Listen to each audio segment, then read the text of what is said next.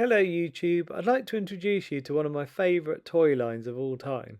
These guys are called the Food Fighters.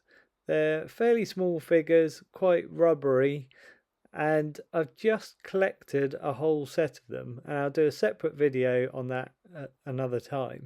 In this video, what I'm going to do is try to do like a second line of Food Fighters. So I'll just go through some of these original ones with you, just so you get an idea of what they're like, and then yeah, I'll make my own.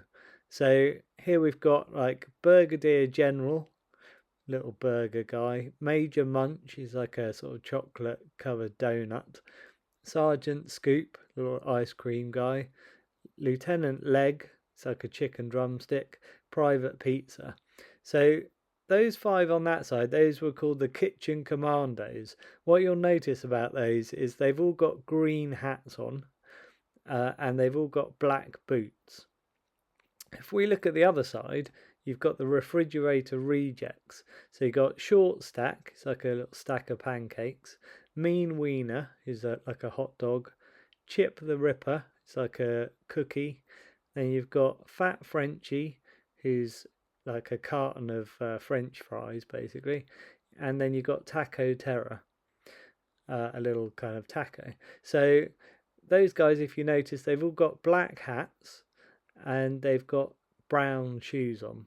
The only reason that I'm mentioning the green hats and the black boots and then the black hats and the brown boots is because obviously I'm going to try and do the same on my figures. You'll notice these were originally made by Mattel, and it says they're available spring 1989. Right, I'm going to make a whole set of 10 new Food Fighters, but I'm only going to show you the making process on one because I think that will give you the idea, and then I'll show you them all at the end. So this one I'm making is going to be like a fried egg. You can see here I'm using white Milliput, and I've just rolled out that kind of flat white circular section first, and then I'm just going to make the dome part for the yolk separately. Originally I thought I would use some aluminium foil crumpled up and then put it over the top. Here I've made some boots, and they're on little wires, and the same with the arms. I've made them individually and they've got the little wires, and then I'll drill into the main kind of egg section and then just super glue them in place. Here I've made a little hat. It's not as perfect as the original, but it's got the kind of crisscross sections on it, so it should look pretty good all painted up. You can see the fried egg there. You can see how it's kind of thick enough for me to drill into as well. In the end, with the yolk section, I ended up making basically a nice smooth dome. I didn't use any aluminium foil in the middle of it, and I've just cut it to give me that really nice kind of edge to it. That was the kind of bottom bit that I've chopped off. So whenever I'm cutting Milliput and I want to get a really kind of smooth edge to it, I use this Tamiya saw. These are really good. I think these cost about sort of 11 or 12 quid or something on eBay, and yeah, they just do such a good job and they last for ages. I've used mine on so many projects now, and then I just use a bit of sandpaper as well just to kind of smooth it down even more, and that's going to be stuck in the middle. You can see it's already looking like a fried egg. I did think about making a character based on a boiled egg, but then I just thought he's going to just look like Humpty Dumpty, and that would be a real shame. It's such a pity because it would have been really good fun to make a boiled egg. Right, this yolk will just be stuck on with super glue. Okay, this is with all of those bits kind of stuck together, just to start getting the rough idea. You can see where I've put the wires through, and like I say, I've super glued it all in place. The handy thing with the leg there is that I was able to bend the wire a little bit at this stage to get the feet nice and level so that he stands up nicely. The wire that I'm using is just soft aluminium wire. You can use 2mm wire, or I think this is even finer. You just got to make sure that obviously you've got the right size drill bit so that when you drill through, your wire goes into the hole nicely, and you've got enough space, you know, to get the super glue in as well. I obviously had to do the same with the hat as well. You've got to be careful with small objects. Obviously, when you're drilling through, you don't want to drill through, go through the other side and drill into your finger. Whenever you're buying super glue, if you buy these bottles rather than the little tiny tubes which just disappear too quickly. Okay, you can see how I've added to this to give it a bit more detail. So you can see I've started with these dimples in the fried egg, and they give a real nice effect and make it look a lot more realistic. And what I did that with is a drill bit for my Dremel drill, which has got a sort of a ball end to it. It's kind of like a diamond bit, but it's yeah, shaped like a little ball. And I've got different sizes of those. You can see at the bottom of the egg, I've done this kind of frilly edge to give it that sort of crispy fried egg effect. And then I've done the arms and the legs as well. That was just kind of rolling out some sausages and then flattening them and then just kind of twisting them over the arms at the top there and over the legs, and then you can just push into those to give a few kind of effects of creases and stuff like it's material. Okay, this is with the face detailing added. So what I did with this is I started with some little plastic wobbly eyes, and I stuck those on with some super glue. You're not going to see those at all apart from, you know, the dome kind of shape to them, because they'll all be painted over, which is kind of a shame because they look quite good with the little wobbly eyes in, but I want them to look as much like the originals as possible. So yeah, I'll paint all of that, but you can see just each little bit, like the eyelids and the cheeks and the nose and everything, all just smoothed into that original dome shape that I made for the yolk. You probably remember me saying that I'm using white Milliput to make this out of. If you haven't used Milliput before, it's a two-part putty, and you mix the two parts together in equal amounts, and then it sets rock hard just at room temperature in about 4 hours. So normally I use standard Milliput, which is more of a sort of a greyish yellowy sort of colour. This white is super fine. It's a bit more expensive, but it's really nice to work with. And the benefit of using this white Milliput, apart from it being kind of a bit smoother, is provided you keep your hands clean, it stays nice and white. And then when you come to paint, if you're doing anything like a fried egg, you can literally, like I have here, just leave the bits that you want white. So you can see I haven't needed to paint that at all. I've painted his eyes white, so you can't see the wobbly eyes anymore. And then the rest of it I've painted using System 3 acrylic paints for everything apart from his boots. The nice thing with System 3 acrylic paints is they drive this kind of matte finish, and it just means that in the future, if I were to kind of scratch him or anything like that, I can simply kind of paint back over it again. Yeah, the boots, because I want them to be shiny black, they're done with Humbrol enamel paint, which takes a lot longer to dry, but it's really worth it. Okay, I'll show you a few when they were sort of halfway through. You can see here, this one's a sausage roll. I haven't even done the face yet, and you can see I haven't done the arms and the legs fully, but yeah, this gives you an idea. This one's going to be a jacket potato, and then this one's an ice lolly, and then this one is a sandwich,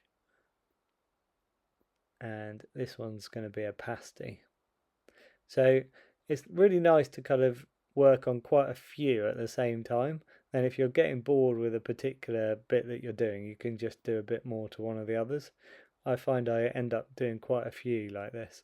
So these are some more that, you know, aren't painted obviously yet, but they're kind of ready for painting. And you can see this one's like a little pork pie, and yeah, he was really good fun to do. And then you've got this one, it's like a kebab. You can see I've got to put his little hat on, and same with all the others, got to put the hats on right at the end.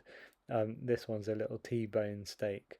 So I haven't showed you them all at the stage where they're not painted, but you know, this gives you an idea of what most of them look like before they're painted. Okay, how cool would it be if Mattel actually did bring out a series 2 of the Food Fighters? This is what I hope they would look like, something like this. So the Kitchen Commandos, these are my 5 new ones. So we've got the pasty as the first one. I hope you like how I've ended up painting all of these. It was really good fun to do. So here we've got Private Pasty. That's my first one. You could see like what I've done there is paint him all with dark in the sort of deeper places, and I've done highlights on the top using various sort of yellow ochre kind of colours. I really like the face on this one with his little kind of gnashing teeth. Then we've got Lieutenant Egg. This was a kind of a nod to the first series, because in the first series there was Lieutenant Leg, who was the chicken drumstick. So if you're asking which came first, the chicken or the egg, in this case, the chicken came first. And then we've got my next one, which is called Sergeant Skewer, and he's a kebab. I tried to kind of paint all of the meat chunks on this one, painted them a fairly dark brown, and then I've done black kind of charring around everything as well. I did some slices of tomato and a couple of little bits of pepper as well, yellow pepper, and I've tried to again singe all of those as well with some black. Okay, the ice lolly is called Cold Soldier. Quite like that name. And I've got him with his tongue out because obviously, you know, you lick a lolly, so I thought that would be a nice touch. I was really pleased with this one. I've done it that cool kind of bright pink colour because one of the original Food Fighters was available as a donut with pink icing, and that would look quite cool. So this is General Pork Pie. I was really pleased with how this looked, quite like a pork pie. In real life it looks even better, but what I tried to do with this one is keep him all a light kind of colour and then darken as if he's kind of been burnt a little bit in the oven, and that seemed to work quite well. I mean, obviously I knew, with me being such a massive fan of the original Food Fighters, that I was always going to prefer them to these, but these were done as kind of concept models.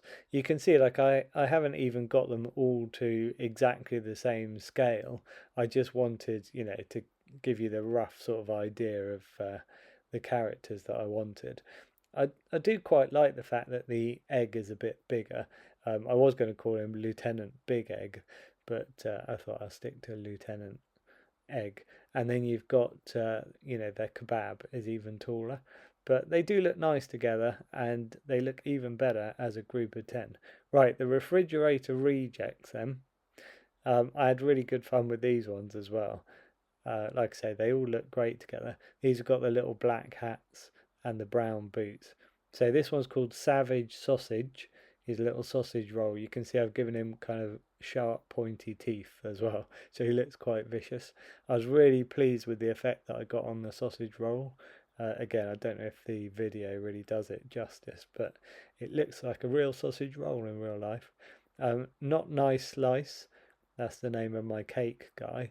You can see here I've used the same pink colour for the sort of jam, and also I've added loads of sprinkles on the top, and they're all brightly coloured, so really pleased with him. Then we've got Bad T-Bone, so a bit like Bad to the Bone, you know, it's that kind of thing. This one I really like because I was really pleased with how the effect of the meat turned out. Again, it looks better in real life, but also the face. I like the way the face is kind of warped over to one side with his little grin or little teeth as well. Right, Breadhead. This is a little sandwich. I've just put a slice of cheese in the sandwich and some lettuce, but I love the face on that guy and all the texture. And then finally we've got Tough Spud, my jacket potato. I've tried to singe it a little bit with a bit of black at the top there, and I've put a little knob of butter in there as well. So I thought that was a nice touch. Again, I really love the face on this one. I love the way I've given him a really big nose and lots of kind of texture. I would love your comments on this because I'd love to know which one is your favourite out of all of the ones that I've made. And I'd also love to know if you prefer generally the kitchen commandos or the refrigerator rejects that I've made.